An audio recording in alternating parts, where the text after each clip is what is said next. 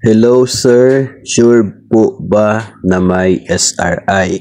Okay, madalas po tayong iniisipan ng iba na negative pagdating po sa issue ng SRI. Pero yung sa atin po kasi is yung reality. Sa ngayon, yung SRI ay possible pero hindi pa sure.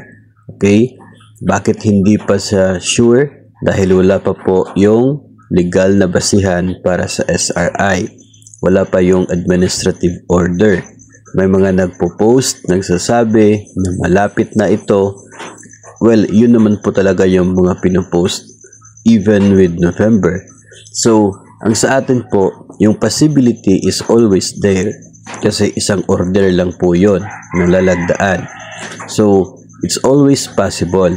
And also, maaga pa ngayon, no, pwede na mag-release ng administrative order para sa SRI.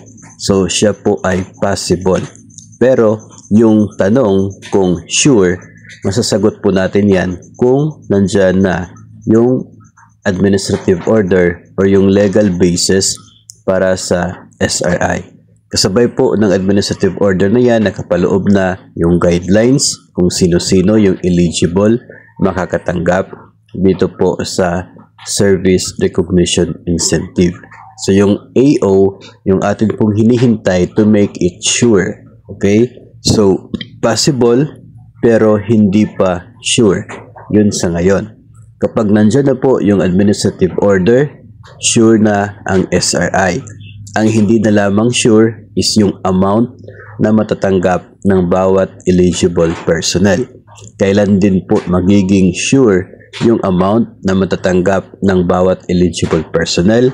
Mangyayari po yan sa declaration ng bawat agency. Magkakaiba yan kung ang basis ng SRI ay savings. Iba po yung matatanggap ng mga guro, iba ang matatanggap ng mga pulis, mga sundalo, at iba pang mga empleyado sa iba pong agency. Kung galing sa savings ang SRI. Bakit magkakaiba? Dahil magkakaiba yung halaga ng savings ng bawat agency at magkakaiba ang bilang ng mga empleyado na tatanggap sa nasabi pong incentive. So, yun nga po, no? Yung pagiging sure ng amount ay depende na sa declaration ng agency kung magkano yung available savings at magkano yung matatanggap ng bawat empleyado. Yan ay kung manggagaling sa savings ang SRI na nakapaloob po sa guidelines.